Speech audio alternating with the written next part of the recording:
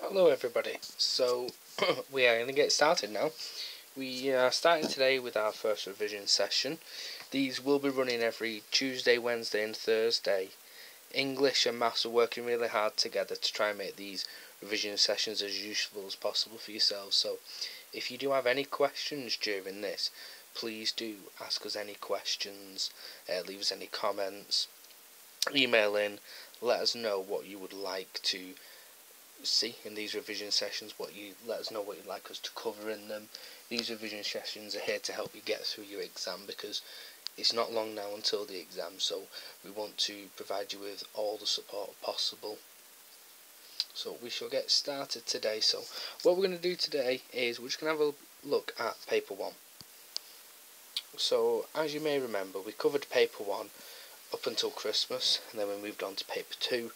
And recently we've been coming back and having a look at paper 1 once again. We want you to realise that paper 1 is your creative paper. This is the creative writing paper. The extract you'll receive will be fiction, and the writing task you get asked to do will be a creative writing task. So let's just have a look through this exam paper, see what's going to be coming up.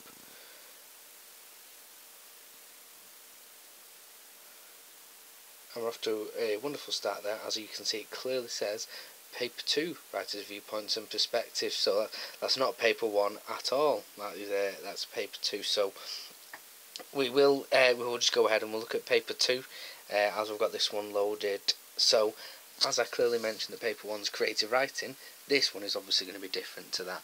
Paper 2 is our non-fiction text. This is all about a writer's viewpoint and their perspective on writing. The reading will involve 2 texts. One will be an 18th century text and one will be a more modern text. So you will get 2 texts now in this paper, and that's really important to know. It's really important to appreciate that one of the texts will be 18th century, and I'm sure, as you all know, that 18th century text is really tough. It's much harder for us, isn't it, than a more modern text. It's because the language is very different. The way they approach writing was very different back then. So we need to learn what to look out for in those 18th century texts. And just because they are harder to read and they are harder to understand, don't let that put you off. If you find in these 18th century texts challenging, that means those are the texts that you need to work on more. So don't avoid them because you find them tougher, do them more so because they are tougher. And that's a really good general revision tip. If you're finding something hard, if you're struggling with something, that's what you should be revising, because that is going to be what may very well trip you up. So ask your tutor, ask someone who you know is also studying it, ask them what they're doing, what they're finding helps them. So if we have a look at this paper, so it's the paper 2, writer's viewpoints and perspectives. It will be an hour and 45 minutes, so long as you don't have extra time. If you do have extra time, you'll know about it. You'll know how much time you get. The materials you'll have source A and B, and they'll be provided in a separate insert. So they'll be provided in a little separate booklet for yourself. It's really key that you answer all the questions, and in a moment we are going to be discussing what order you should be approaching these questions in, as I'm sure that different tutors may have advised you for possibly different ordering of these questions. We're going to look at that and just discuss the benefits of ordering these questions in a specific way. We're going to need to use black ink.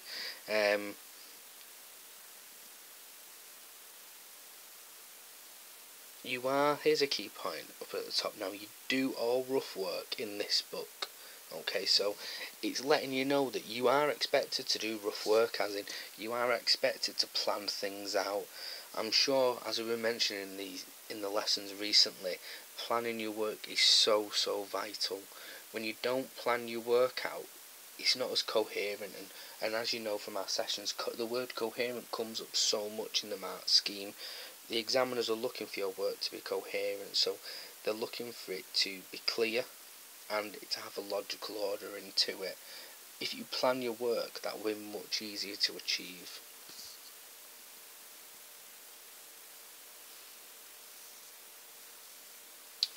So we come to question 1, section A, reading. Answer all the questions in this section. You're advised to spend about 45 minutes on this section. that's their advice. And I'm sure we've spoken in sessions. We're actually thinking of spending a bit longer than that on the reading section, because we feel to get the most out of this section, we may want to spend a bit more than 45 minutes on these 4 questions. So it's going to ask you to read again source A from lines 1 to 16. So you need to choose 4 statements below which are true. Now this is really important here. In paper 1 for our question 1, all you have to do is find the information. It's information retrieval on that paper 1 text on question 4. 4 marks, find 4 statements. However, it's slightly different here. You have to find 4 statements which are true, and you have to use some inference skills. These statements will not appear in the text word for word. You will have to read these statements and think, well, is that true according to the text? They won't appear word for word in the text. You'll have to read the statements and think, is that true according to the text? It's really key, this, and I know it may seem very simple, but it's one of those little things that could trip you up. The little boxes, shade them in, do not tick them. You wouldn't believe these little things that could trip you up in the exam. Make sure you shade those boxes in and you don't actually tick them, because I know lots of students can be tempted to tick these boxes. Don't shade them. And so as you can see there, you've got A to H, and you just have to select 4 of those which you believe are true. So it's quite a nice ease into the exam. The examiner's put this question very specifically. The examiner puts this question in to ease you into the exam, to give you a bit of confidence, to get you started. So that first question, find 4 statements which are true, shade those boxes in. And as we carry on, it will get tougher now. Now, here is question 2, but what's quite interesting is what order are we going to approach this exam in? Different tutors may have told you a different order. I know I've told my groups to answer question 1 first, then go to question 4. The reason I'm advising to go to question 4 after question 1 is that it's worth so many marks. Question 4 on paper 2 is worth 16 marks. That is a huge percentage of the reading paper, because if you have a look through, question 1, 4 marks, question 2, 8 marks, question 3, 12, question 4, 16. So question 4 is so important. If we don't provide a detailed response to question 4, we're really going to be struggling. Question 4 is really important. So once we've done question 1, I'd like you to go to question 4, so that you're going to make sure that you spend enough time on question 4 to get the most out of it. It is easier to achieve marks in question 4 than it is to achieve those marks in 2 and 3. So we need to make sure we have a wonderful response for question 4. So by going to it second, it's going to help you have all the time that you need to answer it. So let's have a read of the question. For this question, you need to refer to the whole of source A together with source B, the father's letter to a friend. Compare how the 2 writers convey their different attitudes to parenting and education. In your answer, you could compare their different attitudes, compare the methods they use to convey their attitudes, support your ideas with references to both texts. So the key part about this is that it is asking you to compare how 2 writers convey their different attitudes to a given topic, because remember, the text will be different when it comes to your exam. That's the question you're going to be asked. You're going to be asked to compare how 2 writers convey their attitudes in the text. So you can't just look at one text, you must look at both. And what's really important, and the first tip for this question 4, is make sure you are very specific as to which source you're looking at and which source you're referring to. It seems really simple, but it is so important. To achieve a grade 4 as a minimum, you must make it very clear what source you're referring to. So be very clear in source A, carry on and do your analysis. However, in source B, on the other hand, in source B, use any of those words to connect your writing up, and make sure you're being very specific as to which text you're referring to. It's really key. If you don't refer to the source you're looking at, the examiner won't be giving you the marks, and there's no way you're going to achieve at least that grade 4. Question 4 we want to go to after question 1, and it's comparing how two writers convey their different attitudes. The reason why this is really beneficial to go to 4 after 1 is that if you're having to analyse both texts now as to how they convey their different attitudes, you are going to be identifying language devices they use, how they use language, how they're structuring their writing, and also it's going to give you that understanding of the text, which is actually going to speed up your answering of questions 2 and 3. So by answering question 4, which is our most detailed, you're having to analyse the text in a lot of detail, which will mean you already have the understanding for question 2 and 3, which will make answering those much easier. So 1, then 4, and then we're going to come back to question 2. Question 2 is our summary question. So you must refer to source A and source B for this question. So again, it's a question where we've got to refer to both texts here.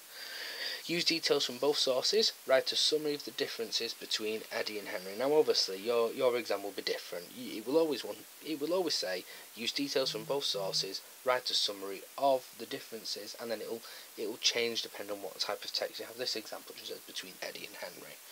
Okay. So this is our summary. So we want to be looking at both texts together. We don't want you looking at them separately. We want you looking at these texts together, going back and forth between them when you're summarising the differences. And as you can see, if you've answered question 4, you probably have the knowledge for question 2. And here's another bit of advice you want to keep. After you have found quotes to use for question 4, do not think that you can't use those quotes again. You can and you should. Exam boards have recommended this. If you've found lots of quotes for question 4, wonderful. If you've used them all, wonderful. Feel free, so long as they're appropriate and relevant to the question, use those quotes again. Don't feel as if you'll get marked down for repeating quotes. You won't. So use those quotes again for your question 2 response. Once you've answered question 2, would then like you to go to question 3. You now need to refer only to source B, the letter by Henry written to his father. Obviously that bit will be different. The bit you'll have will be, you now need to refer only to source B, and it will tell you which source that is. And this time it says, how does Henry use language to try to influence his father? So it's our language question again, and obviously depending on the source your question will be different, but all we know is that it will be a language question and it will ask you to refer only to source B. Source B will be your 18th century text, and as I mentioned before, the 18th century text is very challenging. It's much harder than modern text because it's a different type of language, it's a different style of writing. But here's a bit of a shortcut that it has helped a lot of our students. If you know it's going to be 18th century text, there's a few things that you're going to know 100% are going to come up. 100% adjectives are going to come up. So you know going into the exam, well, I know I'm going to be able to identify adjectives for question 3. So find the adjectives used, make sure they're appropriate for what you're going to say, and use them. There are going to be adjectives, I promise you. Okay? Next up, the other thing that is very likely is emotive language. 18th century writing, from a lot of the sources we've seen in sample papers, they've all had a lot of emotive language. It's almost like a genre of music. If you're going to listen to a piece of music, you think, think about that. You're going to listen to a piece of music. You're going to have expectations as what that song is going to sound like if you know the genre. So if you know it's going to be a pop song, there's going to be some assumptions. Well, I know it's going to be very upbeat. I'm going to listen to that tone. If you know you're going to listen to a song that is heavy metal, it's going to be very powerful. It's definitely going to have drums in it. It's going to have a guitar in it, most likely. There's certain things you're going to expect to see in it. And emotive language is one of those for 18th century writing. It is going to have lots of emotive language in it. So you've got adjectives that are going to come up. You could also look out for emotive language. With that, there are your other devices that could appear. So you're going to pair that. So you can go into the exam now knowing, well, I know to look for adjectives, I know to look for emotive language, and that's going to give you the confidence to keep going. Okay?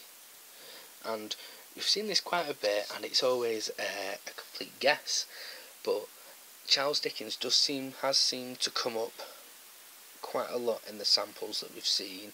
So Charles Dickens may come up. It is very likely he won't come up, but just to give you a heads up, if Charles Dickens comes up in the summer exam, look out for lists. It's a very common thing with Charles Dickens. He uses lists in a lot of his writing, and we've seen lists appear a lot in the extracts that are used for these papers. So along with adjectives, emotive language, if it's a Dickens text, you could probably guess that there is going to be use of a list in there as well. So that is the end of our section A. So you'll have answered by then 1, 2, 3 and 4, which is going to be half of your paper. That's 40 marks, that's half of your paper, which means we are left with question 5, which, as you all know, is the writing task. So section B, the writing. You're advised to spend 45 minutes on this section, writing full sentences. You are reminded of the need to plan your answer.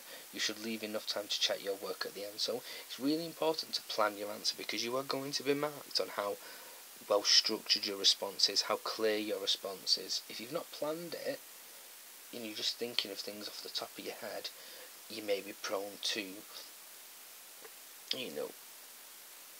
waffling on.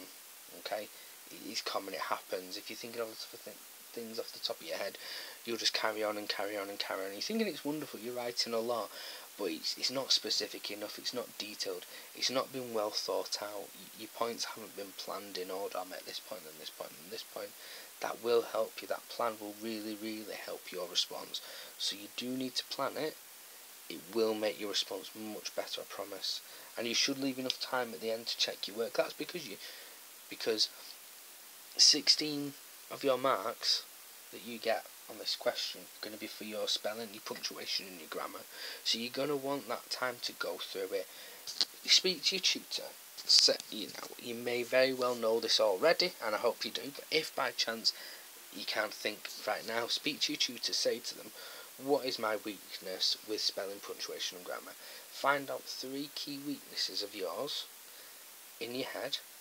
Once you finish your question 5, read through your work knowing, right, well, I know sometimes I may use was instead of were, or were instead of was. If you know that's an issue of yours, read through your work and double check it. There's a quick way of working that out. Was is singular, so you use was for one person or one thing. Were is plural, so that's for multiple people or multiple things. So I was going to the cinema, the student was going to the cinema, the teacher was going to the cinema. So that's one person each time, isn't it? But if we add multiple to that, it's going to change the word because there's more than one.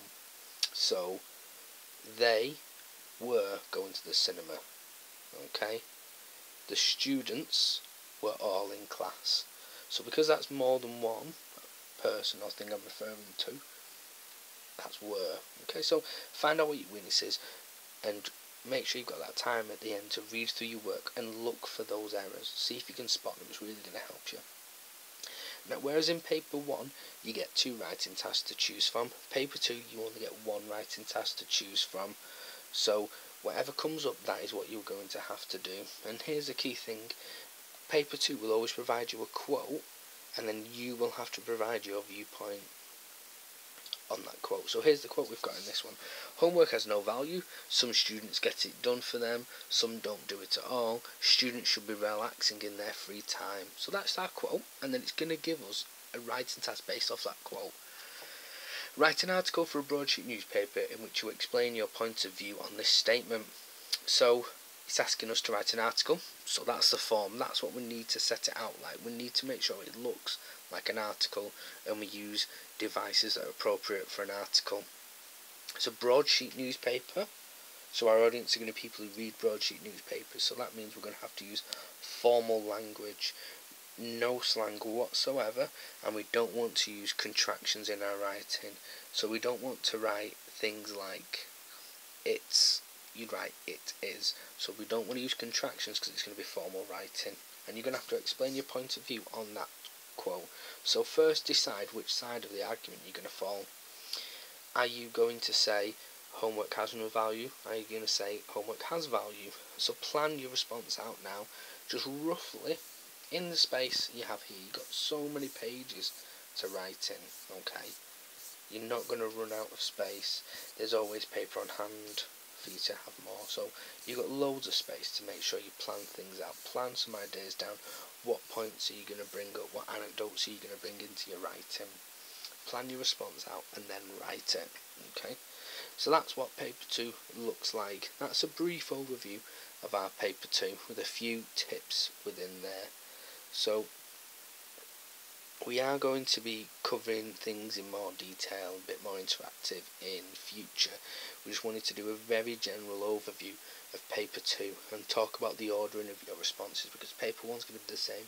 We're going to want you to go question 1, then 4, 2, then 3, and then once you've got section A done, your reading section, we want you to move on to the writing after that.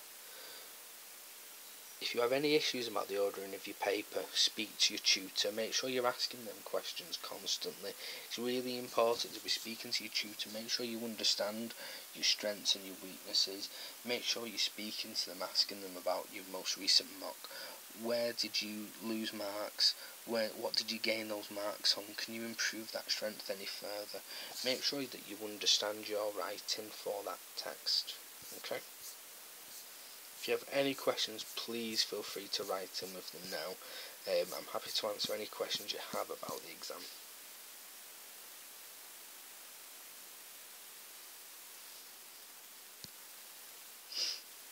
So for the last little bit, we'll go over some key grammar skills then, as it has seemed to come up quite a bit recently in our lessons.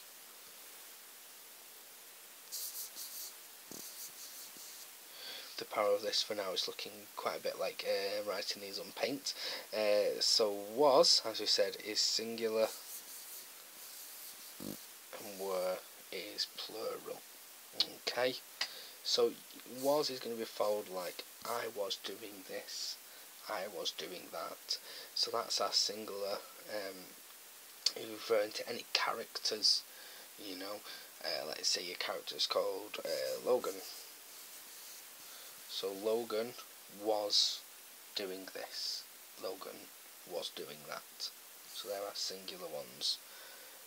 But what if we're talking about multiple characters? That's going to be were, because it's plural. So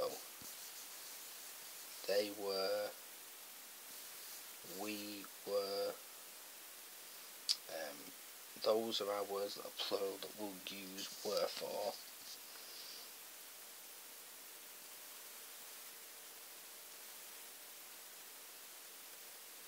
Another one that's coming up quite often, and this is under our homophones. Remember that we have 3 versions of 2. So homophones, remember, are words that sound exactly alike, but because of how they're spelled, mean different things. So we've got our 3 versions of 2, 2, and 2. Now the obvious one is in the middle, isn't it? Okay, that is our number. So TWO is our number. Okay, that's always going to refer to the number 2. There were 2 students sitting their exams. Funnily enough, we will have more than those, but that's our example for now. Okay. 2 is used, that's the one that we're going to use most often. Okay, so 2 can be used for quite a few things, and it's one of the ones that's going to be used more often. Okay, so it's generally used for expressing emotion or a direction towards a point, a person, a place, or a thing. So they came to the house, they came to the classroom. Okay.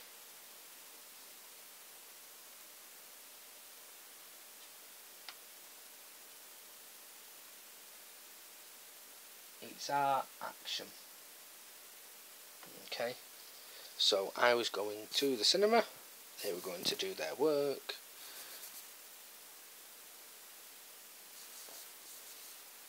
Oh, moving that round. Okay, this is the one that's troubling lots of people. TOO. people are getting mixed up with when to use TOO and when to use TO. So this one is for an addition, or really it means as well. So, for example,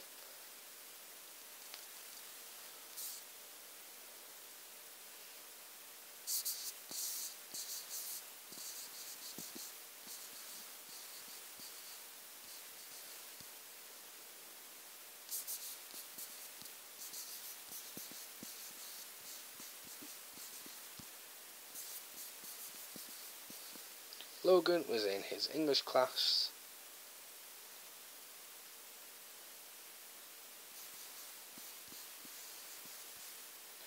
Alex was 2. So I've used TOO because that's as well, that's in addition. TOO is always for as well and in excess. So I've eaten too much food. You can never do too much revision. That will always be TOO. Okay? So that's our revision for today. In future we'll be going through these sessions with resources for us to annotate and discuss. If you do have any questions, make sure you ask us, make sure you write in with those questions. You can email us with any questions you have whatsoever.